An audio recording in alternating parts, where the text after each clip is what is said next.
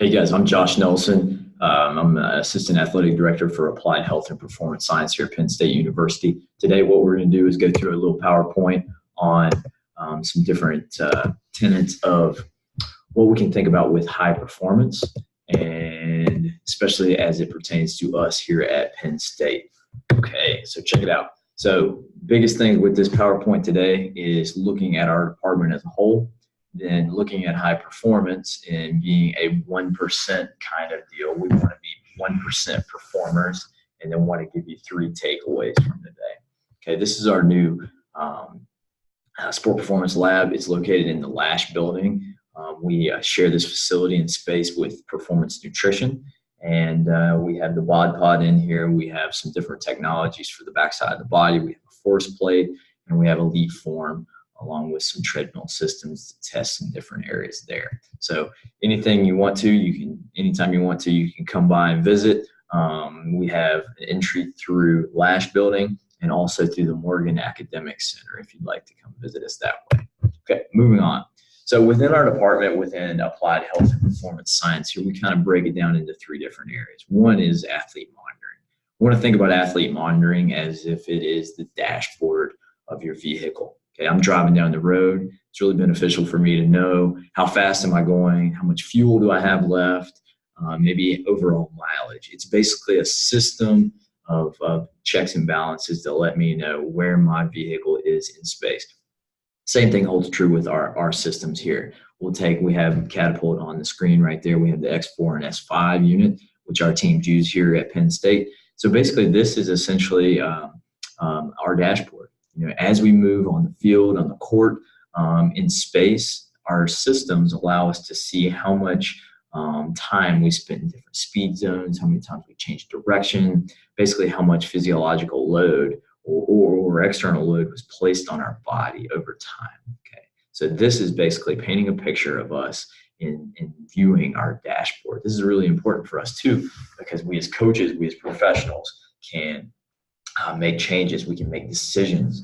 Maybe we're going to continue on with a certain type of drill, a certain type of practice plan because of the information we're getting holds true. We can plan specific percentages of time we spend in different zones. We can work to bring athletes back from injury in a return to play program. This can do a lot of things. It basically puts objective numbers to physical output on the field, and it's very non-invasive. Okay, the next area, research and development. I'll be the first one to tell you that we in the department, we don't have all the answers, but we are naturally curious to find answers. So as questions arise, as situations arise where we need to find out certain things, we want to employ some different tenets of study. Okay, so we can personally study. We can get online. We can hit the library. We also have a wonderful set of faculty here on campus at Penn State. Penn State is one of the arguably one of the best universities in the country in regard to research. So we have some fantastic people within kinesiology, within data science that we can lean on to ask questions. We also have an amazing crew of student workers here that are interested in working with projects, working with big numbers and big data to find trends associated with performance. So we do have some wonderful resources here. So we may not always have all the answers immediately, but we have resources to go to so we can study and get better over time.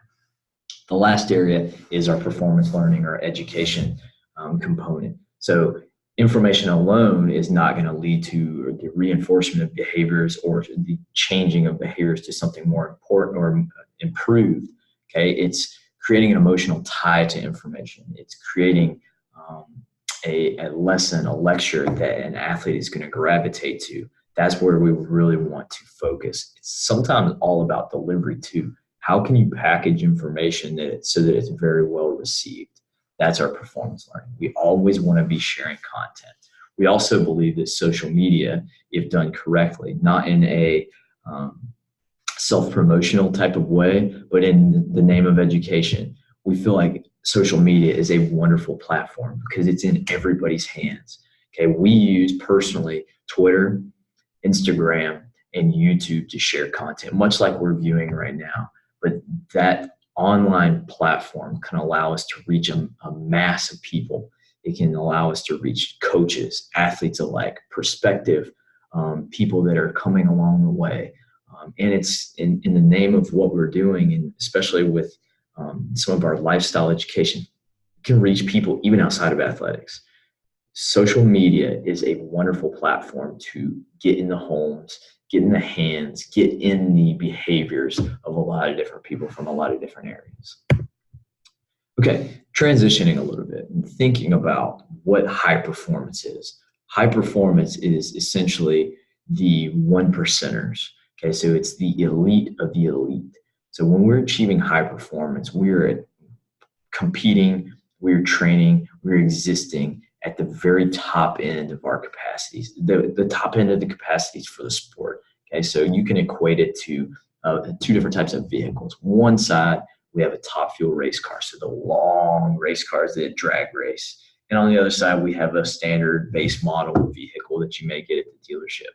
Okay, the base model vehicle is really good for everyday use. Okay, it's always going to start up, knock on wood. It's going to drive around town. You can haul things. It can do things at an average rate.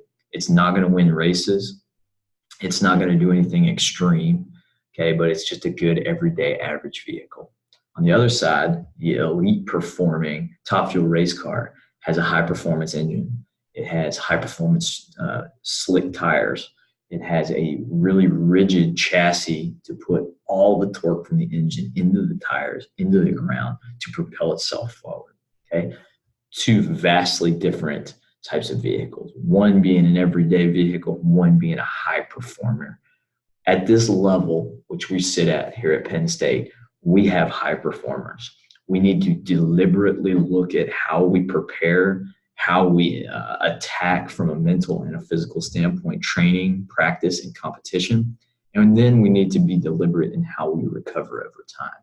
We can really see high performance and where it sits as well on this scaffolding system. So scaffolding, if you can think about like a painter, okay, as he's reaching higher levels on a building as he's going up, the foundation needs to be really wide and it needs to be thick. Okay, if that foundation is somewhat flimsy, the higher levels are going to also be flimsy. If you look at where high performance falls on this pyramid, it's at the very beginning, it's at the very top. Okay, it's at the very top, and it's held up by strong physical development, whether that's the weight room, whether that's maturing over time, whether that's on the field. Okay, technical and technical development. So I'm working on scheme, on skill development within my sport or activity. Mental and cognitive development. So that could be in the classroom, in the sport meeting room where I'm learning about scheme. It's me growing as a person and me internally learning cognition and learning. And then we have the social aspects. Within social aspects, you can put a lot of different things. Learning how to be a person, learning how to collaborate and work with other people, friendships, relationships. A lot of different areas go in there. Now, at the very foundation or the bedrock of this pyramid are health and lifestyle development. Okay, so the top areas, the physical, the sport specific, the learning and the social aspects, and especially the high performance, does not exist without quality health and lifestyle. So at the very, very bottom, we need to be truly focused on what we are doing within our health and lifestyle. What are my sleep habits? What is my overall hygiene? Do I wash my hands after I use the bathroom, before I eat? Do I change my sheets once a week? Do I rotate my toothbrush often? What do those hygiene standards look like for me? What is my nutrition, my hydration? Am I intentional about hydrating through the week, or do I wait until right before competition? Okay, what does that look like for me? Okay, so 3 tips that we can improve our health and lifestyle. Okay, 1, we need to treat our bodies like that top fuel engine. We need to think about ourselves not as the stock base model vehicle. We need to think about ourselves as that top fuel race car. How we prepare, how we deliberately set our minds toward improvement, and then how we take care of ourselves. It needs to be like that elite performer. Okay, plan our week. Planning, super simple, okay? But planning our week can allow us to intentionally be where we need to be at certain times, not just being in the situation, but intentionally working to improve and get better. Okay, so plan our week. And we're going to go into the list all these different areas a little bit more in different talks.